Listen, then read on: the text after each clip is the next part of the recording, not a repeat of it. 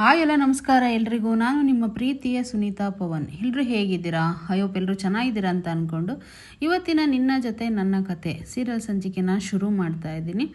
ಎಲ್ಲೂ ಕೂಡ ವಿಡಿಯೋನ ಸ್ಕಿಪ್ ಮಾಡಬೇಡಿ, ತುಂಬಾ ಚೆನ್ನಾಗಿದೆ ಇವತ್ತು. ಕೊನೆವರೆಗೂ ವಿಡಿಯೋನ ನೋಡಿ, ಏಕೆಂದರೆ ಇಷ್ಟು ದಿನ ಕಾದಿರುವಂಥದ್ದು ಇವತ್ತು ಪ್ರೂವ್ ಆಗ್ತಾ ಇದೆ ಇಲ್ಲಿ. ಏಕೆಂದರೆ ಇವರಿಬ್ಬರು ಒಂದಾಗಬೇಕು ಅನ್ನೋದು ಎಲ್ಲರ ಆಸೆನೂ ಆಗಿತ್ತು. ಸೊ ಇವತ್ತು ಇಬ್ಬರು ಒಂದಾಗ ಗಳಿಗೆ ಟೈಮು ಎಲ್ಲ ಕೂಡ ಬಂದಿದೆ.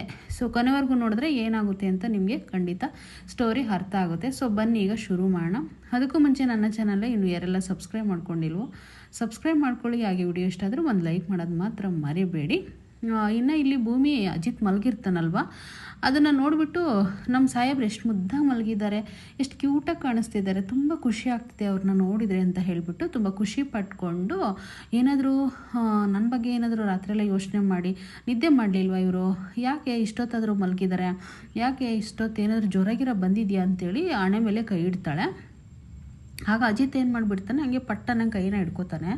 ಕೈ ಹಿಡ್ಕೊಂಡ್ಬಿಟ್ಟು ಸಡನ್ನಾಗಿ ಎದ್ಬಿಡ್ತಾನೆ. ಎದ್ದ ತಕ್ಷಣವೇ ತುಂಬ ಶಾಕ್ ಆಗಿಬಿಡ್ತಾನೆ. ಆವಾಗ ಭೂಮಿ ಎದ್ದು ನಿಂತ್ಕೋತಾಳೆ. ಸಡನ್ನಾಗಿ ಬಂದು ಕೈ ಹಿಡ್ಕೊಂಡಿಯಲ್ಲ, ಸೊ ಹಾಗಾಗಿ ಒಂಚೂರು ನಿಟ್ಟು ಬಿದ್ದಂಗಾಯಿತು ಅಷ್ಟೇ. ಸೊ ಬೇಜಾರು ಮಾಡ್ಕೊಬೇಡ ಅಂತೇಳಿ ಇದು ಮಾಡ್ತಾನೆ. ಸಾಹೇಬ್ರೆ ಯಾಕೆ ರಾತ್ರಿ ನಿದ್ದೆ ಮಾಡಿಲ್ವಾ, ಈ ರೀತಿ ಕಣ್ಣುಗಳೆಲ್ಲ ಕೆಂಪಗಿದೆ ಅಂತ ಹೇಳ್ಬಿಟ್ಟು ಕೇರ್ ಮಾಡೋಕ್ಕೆ ಹೋಗ್ತಾಳೆ. ಆದರೆ ಹಾಗೇನಿಲ್ವಲ್ಲ, ನಾನು ಆರಾಮಾಗಿ ಇದ್ದೀನಿ ಅಂತ ಹೇಳ್ಬಿಟ್ಟು ಹೇಳ್ತಾನೆ ಅಜಿತ್ತು. ಮತ್ತು ಪಕ್ಕದಲ್ಲಿ ಕೂತ್ಕೊಂಡು ಮತ್ತೆ ಕೇರ್ ಮಾಡೋಕ್ಕೆ ಹೋಗ್ತಾಳೆ. ಏನು ಕಣ್ಣುಗಳೆಲ್ಲ ನೋಡೋದು, ಕೆನ್ನೆನೆಲ್ಲ ಹಿಡ್ಕೊಂಡು ಆ ಕಡೆ ಈ ಕಡೆ ಕಣ್ಣುಗಳೆಲ್ಲ ನೋಡೋದು, ಈ ರೀತಿ ಎಲ್ಲ ಕೇರ್ ಮಾಡ್ತಾ ಇರ್ತಾಳೆ. ಏನಿಲ್ಲ ಭೂಮಿ, ನಾನು ಚೆನ್ನಾಗಿದ್ದೀನಿ ಬಿಡು, ಏನು ಆ ಥರ ಟೆನ್ಷನ್ಸ್ ಇಲ್ಲ ಅಂತ ಹೇಳ್ಬಿಟ್ಟು ಅಜಿತ್ ಹೇಳ್ತಾನೆ. ಸೊ ಹಾಗೆಯೇ ಇಲ್ಲ ಸಾಹೇಬ್ರೆ ನೀವು ನಿದ್ದೆ ಮಾಡಿಲ್ಲ, ಯಾಕೋ ಒಂಥರ ಫ್ರೆಶ್ ಅಪ್ ಇಲ್ಲ ಅಂತ ಅನಿಸುತ್ತೆ ಅಂತ ಹೇಳ್ಬಿಟ್ಟು ಹೇಳಿದಾಗ, ಇಲ್ಲ ನಾನು ಫ್ರೆಶ್ ಅಪ್ ಆಗೋಕೆ ಹೋಗ್ತೀನಿ ಅಂತ ಅವ್ನು ರೂಮ್ಗೆ ಹೊರಟೋಗ್ತಾನೆ. ಅಂದರೆ ಬಶೀರ್ ಮನೆಗೆ ಹೊರಟೋಗ್ಬಿಡ್ತಾನೆ. ಆದರೆ ಸಾಹೇಬ್ರೆ ಯಾಕೆ ಇಷ್ಟೊಂದು ಸೊಪ್ಪಿದ್ದಾರೆ ಅಂತ ಭೂಮಿಗೆ ಎಲ್ಲೋ ಒಂದು ಕಡೆ ಟೆನ್ಷನ್ ಸ್ಟಾರ್ಟ್ ಆಗಿರುತ್ತೆ. ಸೊ ಇಲ್ಲಿ ಒಂದು ಕಡೆಯಿಂದ ಶಾರದಮ್ಮ ಓಡೋಡಿ ಬರ್ತಾ ಇರ್ತಾಳೆ. ಅದು ಯಾಕೆ ಅಂತಂದರೆ ಆಲ್ಬಮ್ ತೋರಿಸಿರ್ತಾನಲ್ವಾ ಇಲ್ಲಿ ಶ್ರವಣ, ಅದಕ್ಕೆ ಬಂದ್ಬಿಟ್ಟು ಭೂಮಿನ ಬಂದು ಹಿಡ್ಕೋತಾರೆ. ಯಾಕೆ ಈ ರೀತಿ ಓಡಿ ಬರ್ತಾಳಲ್ಲ ಅಂತ ಮನೆಯವರೆಲ್ಲ ಗಾಬರಿ ಪಟ್ಟಾಗ ಅದಕ್ಕೇನು ರೀಸನ್ ಇಲ್ಲ, ನಾನೇ ಏನಾದರೂ ಈ ಆಲ್ಬಮ್ನ ತೋರಿಸಿದ್ರೆ ಸ್ವಲ್ಪ ನೆನಪುಗಳು ಬರ್ಬೋದು ಅಂತ ಹೇಳಿಬಿಟ್ಟು ಆಲ್ಬಮ್ನ ತೋರಿಸ್ದೆ, ಅದಕ್ಕೆ ಅವಳು ತುಂಬ ಗಾಬರಿ ಪಟ್ಕೊಂಡು ಓಡಿ ಬಂದ್ಲು ಅಂತ ಹೇಳ್ಬಿಟ್ಟು ಹೇಳ್ತಾನೆ. ಆಗ ನಚ್ಚಿಗೆ ತುಂಬಾ ಕೋಪ ಬಂದ್ಬಿಡುತ್ತೆ. ಕೋಪ ಅಂತಂದರೆ ಅಷ್ಟಿಷ್ಟು ಕೋಪ ಅಲ್ಲ, ಮಾವನ್ನ ಬೈಯೋಷ್ಟು ಕೋಪ. ಮಾವ ನಿಮ್ಗೇನು ಅರ್ಥ ಆಗಲ್ವಾ, ನಿಮಗೆ ಕಾಮನ್ ಸೆನ್ಸ್ ಇಲ್ವಾ, ನೀವು ಯಾಕೆ ಬಾವ ಈ ರೀತಿ ಬಿಹೇವ್ ಮಾಡ್ತೀರಾ, ಅಲ್ಲ ಮಾವ ಈ ರೀತಿ ಎಲ್ಲ ಮಾಡ್ತಾರ, ಅವ್ರಿಗೆ ಜೀವಕ್ಕೆ ಎಫೆಕ್ಟ್ ಆಗುತ್ತೆ, ಈ ರೀತಿಯೆಲ್ಲ ಹಿಂಸೆ ಪಟ್ಟು ನೆನಪು ಬರೋ ಶಕ್ತಿ ಮಾಡಬಾರ್ದು ನಾವು, ಗೊತ್ತಿದ್ದು ಈ ರೀತಿ ತಪ್ಪೆಲ್ಲ ಮಾಡಿದ್ರಲ್ಲ ಮಾವ, ನೀವು ಮಾಡಿದ್ದು ನನಗಂತೂ ಒಂಚೂರು ಇಷ್ಟ ಆಗಲಿಲ್ಲ ಅಂತೇಳಿ ಒಂದು ಸ್ವಲ್ಪ ಮಿತಿ ಮೀರಿ ಮಾತಾಡ್ತಿದ್ದಾನೆ ನಚ್ಚಿ. ತುಂಬಾ ಬೇಜಾರಾಗ್ಬಿಡುತ್ತೆ ಮಿತಿ ಮೀರಿ ಮಾತಾಡಿದ ತಕ್ಷಣವೇ. ಸೊ ಏನು ಮಾಡಬೇಕು ಅನ್ನೋದೇ ಗೊತ್ತಾಗ್ತಾರಲ್ಲ. ಹೇ ಯಾಕೋ ಇಷ್ಟೊಂದು ಮಾತಾಡ್ತಿದ್ಯಾ, ಯಾಕೋ ಮಾಮೂನ ಇಷ್ಟೊಂದು ಬೈತಿದ್ಯಾ ಅಂತ ಸಂಗೀತ ಕೂಡ ಹೇಳ್ತಾಳೆ. ಇಲ್ಲಿ ಇವರಿಬ್ಬರು ದುಶ್ಮನ್ಗಳಿದ್ದಾರಲ್ವ ಮನೆಯಲ್ಲಿ, ದೇವಿಯಾನಿ, ಅಂಜು, ಯಶ್ವಿನಿ, ಅವರು ಒಂಥರ ನೋಡ್ತಾ ಇರ್ತಾರೆ. ಅಷ್ಟರಲ್ಲಿನ ಅಜಿತ್ ಬಂದ್ಬಿಟ್ಟು ಗದರ್ತಾನೆ ನಚ್ಚಿನ. ಏಯ್ 3 ಉದ್ದೆ ನಾಲ್ಗೆ ಇಟ್ಕೊಂಡು 5 ಉದ್ದ ನಾಲ್ಗೆನ ಚಾಚ್ಬಿಟ್ಟು ಮಾವನ ಮುಂದೆ ಇಷ್ಟೊಂದೆಲ್ಲ ಮಾತಾಡೋಕ್ಕೆ ಹೇಗೋ ಧೈರ್ಯ ಬಂತು ನಿನಗೆ, ಈ ರೀತಿ ಎಲ್ಲ ಮಾತಾಡ್ತಾರೇನೋ ನೀವು, ಏನೋ ಅಂದ್ಕೊಂಡಿದ್ದೆ ಅವ್ರ ಬಗ್ಗೆ ನೀನು ಅಂತ ಹೇಳ್ಬಿಟ್ಟು ಬೈದ್ಬಿಡ್ತಾನೆ ಅಜಿತ್ತು. ಬೈದ ತಕ್ಷಣವೇ ಆದರೆ ಈ ರೀತಿ ಮಾತಾಡೋದ್ರಿಂದ, ಈ ಥರ ಮಾಡೋದ್ರಿಂದ ಅತ್ತೆಗೆ ನೆನಪುಗಳು ಬರೋದಲ್ಲ, ಅವರು ಶಾಶ್ವತವಾಗಿಯೇ ದೂರ ಹೊರಟೋಗ್ಬೇಕಾಗುತ್ತೆ, ಅವ್ರಿಗೆ ಒತ್ತಾಯ ಪಟ್ಕೊಂಡು ಯಾವುದು ಮಾಡೋಂಗಿಲ್ಲ ಬ್ರೋ ಅಂತೇಳಿ ಕೋಪ ಮಾಡ್ಕೊತಾನೆ ನಜ್ಜಿ. ಕೋಪ ಮಾಡ್ಕೊಂಡ ತಕ್ಷಣ ಆದರೆ ನೀನು ಈ ರೀತಿ ಮಾವನ ಮುಂದೆ ನಿಂತು ಇಷ್ಟು ಧೈರ್ಯವಾಗಿ ಮಾತಾಡ್ತಿದ್ದೀಯ ಡಾಕ್ಟ್ರನ್ನ ಸಲಿಗೆಯಿಂದ, ಈ ಮನೇಲಿ ಎಲ್ಲರಿಗೂ ಕೇರಿದೆ, ಅದಕ್ಕೆ ಈ ರೀತಿ ಎಲ್ಲ ಮಾತಾಡ್ತಿರೋದು ನೀವು ಅಂತ ಹೇಳ್ತಾ ಇರ್ತಾನೆ. ಸೊ ಆದರೆ ಶ್ರವಣ್ ಮಾತ್ರ ನಾನು ನನ್ನ ಹೆಂಡ್ತಿಗೆ ನೆನಪು ಬರಲಿ ಅಂತ ತೋರಿಸಿದ್ದು ಅಷ್ಟೇ, ನಾನು ಯಾವುದೇ ಒಂದು ಕೆಟ್ಟ ಉದ್ದೇಶದಿಂದ ತೋರಿಸಿಲ್ಲ ಅಂತ ಹೇಳ್ಬಿಟ್ಟು ಇಲ್ಲಿ ಶ್ರವಣ್ ಕೂಡ ಹೇಳಿ ತುಂಬ ಬೇಜಾರು ಮಾಡಿಕೊಂಡು ಸಾರಿ ಕೇಳು ಮಾವನ ಮುಂದೆ ಅಂತೇಳಿ ನಚ್ಚಿಗೆ ಹೇಳ್ತಾನೆ. ಮಾವ ಸಾರಿ ಅಂತ ಕೂಡ ನಚ್ಚಿ ಹೇಳ್ತಾನೆ. ಸೊ ಇಲ್ಲಿ ಒಂದು ಕಡೆನ ಡ್ಯೂಟಿಗೆ ಹೋಗೋಣ ಅಂತ ಹೊರಗಡೆ ಬರ್ತಾರೆ ಸಾಹೇಬರು. ಬಂದ ತಕ್ಷಣ ನಚ್ಚಿ ಹಿಂದೆ ಓಡಿ ಬರ್ತಾನೆ. ಫ್ಯಾಮಿಲಿ ಎಲ್ಲ ಕೂಡ ಹಿಂದಿಂದೆ ಓಡಿ ಬರ್ತಾರೆ. ಬ್ರೋ ಸಾರಿ ಬ್ರೋ, ಬೇಜಾರು ಮಾಡ್ಕೋಬೇಡಿ, ಮಾವನ ಮುಂದೆ ಈ ರೀತಿ ಮಾತಾಡಬಾರ್ದಿತ್ತು ನಾನು ಅಂತ ನಚ್ಚಿ ಹೇಳ್ತಾನೆ. ನೋಡು ನಚ್ಚಿ, ಕನ್ಸನ್ಸ್ ಇದೆ ಈ ಮನೇಲಿ, ಎಲ್ಲರಿಗೂ ಕೂಡ ಕನ್ಸನ್ ಇರೋದ್ರಿಂದ ಈ ರೀತಿ ಮಾತಾಡ್ತಿರೋದು ಓಕೆ, ಆದರೆ ಮಾವ 21 ವರ್ಷ ಕಣೋ ಅವರು ನೆನಪಲ್ಲಿ ಇಷ್ಟು ದಿನ ಕಳೆದಿರೋದು, ಅವ್ರಿಗೆ ಎಷ್ಟು ಪ್ರೀತಿ ಇದೆ ಹೇಳು, ಅವ್ರನ್ನ ನೆನಪು ತರಿಸ್ಬೇಕಂತ ತುಂಬ ಪ್ರಯತ್ನ ಪಡ್ತಿದ್ದಾರೆ ಕಣೋ. ನಮ್ಮ ಮಾವ ತುಂಬ ಗ್ರೇಟು. ಒಂದು ಮನುಷ್ಯನಿಗೆ 14 ವರ್ಷ ವನವಾಸ ಅಷ್ಟೇ ಇರೋದು, ಆದರೆ ನಮ್ಮ ಮಾವ 21 ವರ್ಷ ವನವಾಸ ಅನುಭವಿಸಿದ್ದಾರೆ.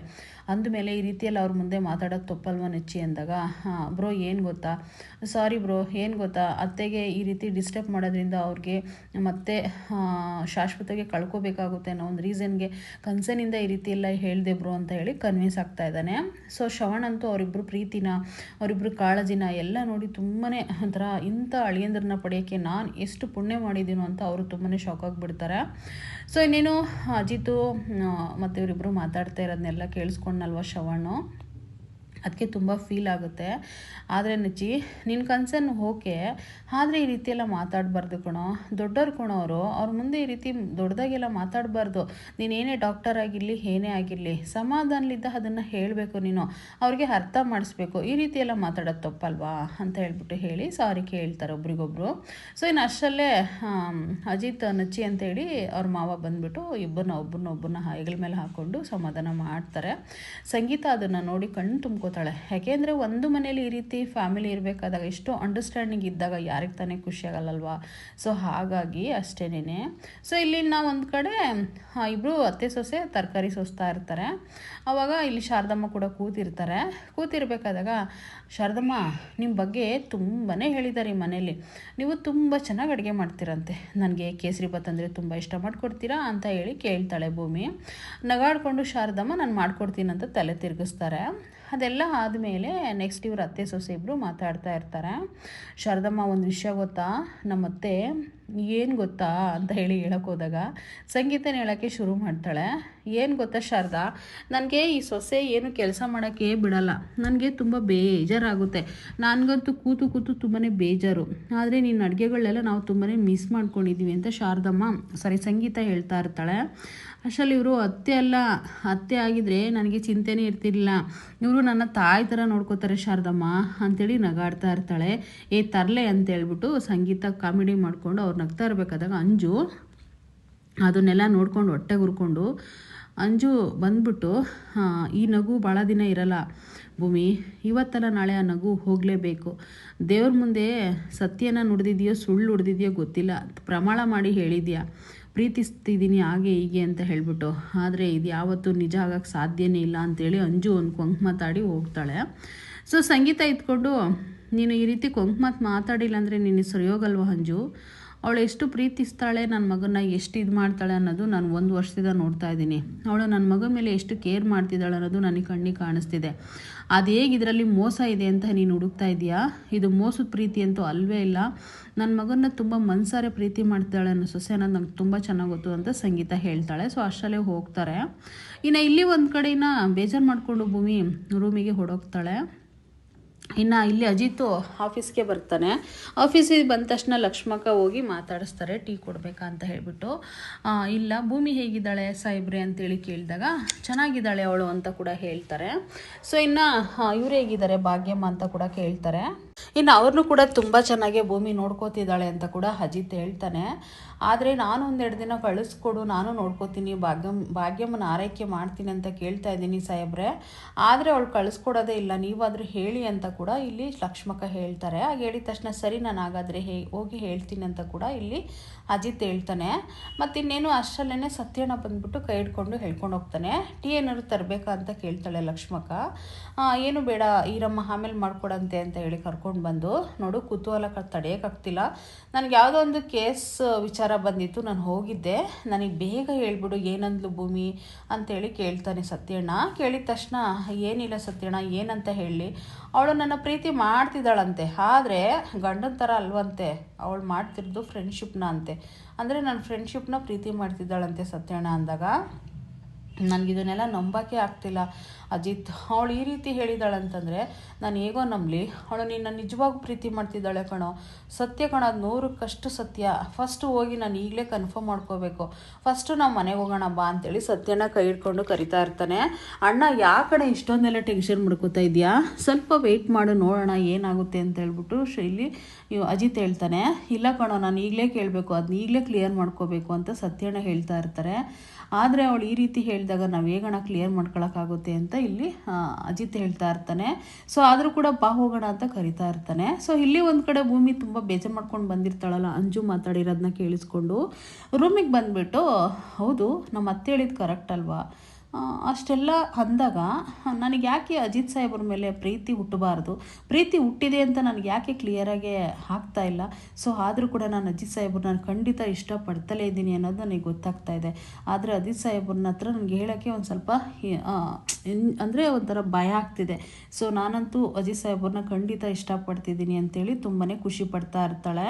ಸೊ ಇನ್ನೇನು ಖುಷಿಪಟ್ಟು ಅವಳು ಸಖತ್ತು ನಾಚಿಕೆ ಪಟ್ಕೊಂಡು ಆ ಫೋಟೋ ಇರುತ್ತಲ್ವ ಗೋಡೆ ಮೇಲೆ ಹಾಕಿರೋದನ್ನ, ಆ ಫೋಟೋನ ತೊಗೊಳ್ತಾಳೆ. ತೊಗೊಂಡ್ಬಿಟ್ಟು ಸಾಹೇಬ್ರೆ ನಿಮ್ಮನ್ನು ತುಂಬ ಇಷ್ಟಪಡ್ತಿದ್ದೀನಿ ಸಾಹೇಬ್ರೆ ಅಂತ ಕೂಡ ಹೇಳ್ತಾಳೆ.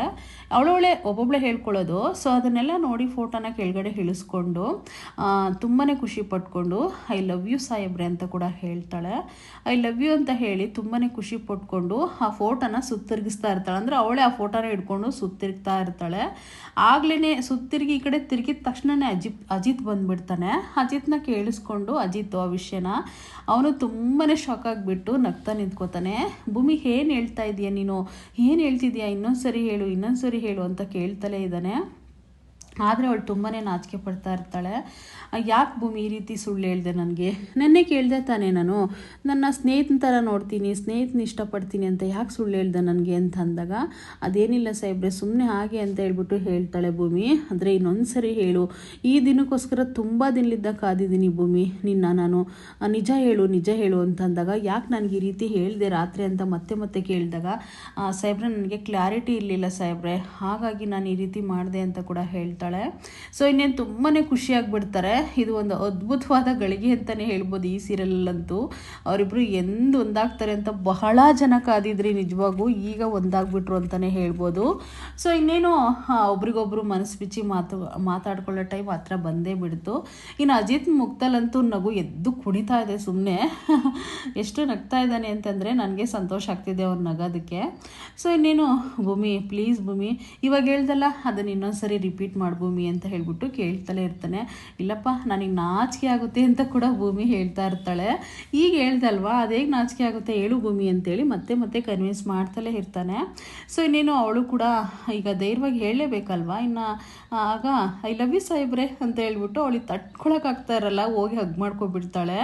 ಅದು ಒಂದು ಅಮೃತ ಗಳಿಗೆ ಅಂತಲೇ ಹೇಳ್ಬೋದು ಎಲ್ಲರಿಗೂ ಅಷ್ಟೇನೆ. ಸೊ ಇನ್ನೇನು ಹಗ್ ಮಾಡ್ಕೊಂಡ ತಕ್ಷಣನೇ ತುಂಬ ಖುಷಿಯಾಗಿ ಅಜಿತ್ ಕೂಡ ಇನ್ನೊಂದ್ಸರಿ ಹಗ್ ಮಾಡಿಕೊಂಡು ಐ ಲವ್ ಯು ಟು ಭೂಮಿ ಅಂತ ಹೇಳ್ಬಿಟ್ಟು ಅವನು ಕೂಡ ಹೇಳ್ತಾನೆ. ಸೊ ಎಷ್ಟು ಖುಷಿ ಆಗುತ್ತೆ ಅಂತಂದರೆ ಈ ಗಳಿಗೆನ ನೋಡೋಕ್ಕೆ ಒಂದು ಖುಷಿ, ಯಾಕೆಂದರೆ ಇದು ತುಂಬ ದಿನದಿಂದ ಕಾದಿರುವಂಥ ಒಂದು ಮ್ಯಾಟರ್ ಅಂತಲೇ ಹೇಳ್ಬೋದು. ಸೊ ಇನ್ನೇನೆಲ್ಲ ಆದಮೇಲೆ ಭೂಮಿ ಇನ್ಯಾವತ್ತೂ ಲೈಫಲ್ಲಿ ಖಂಡಿತ ನನ್ನ ದೂರ ಮಾಡ್ಕೊಳ್ಳೋ ಯೋಚನೆನೂ ಮಾಡಬೇಡ, ನಿನ್ನೂ ಬಿಟ್ಟು ಇರೋ ಶಕ್ತಿ ನನಗಂತೂ ಖಂಡಿತ ಇಲ್ಲ ಭೂಮಿ. ನಾವಿಬ್ಬರು ಜೀವನ ಪೂರ್ತಿ 7 ಜನ್ಮಕ್ಕೂ ನಾವು ಗಂಡ ಹೆಂಡತಿಯಾಗೆ ಬದುಕೋಣ ಅಂತೇಳಿ ಅಜಿತ್ ಹೇಳ್ಬಿಟ್ಟು ಹಣೆಗೊಂದು ಫಸ್ಟ್ ಟೈಮ್ ಮುತ್ತಿಡ್ತಾನೆ. ಅದು ಒಂದು ತುಂಬಾ ಶಾಕ್ ಆಗೋಂಥ ವಿಷಯ.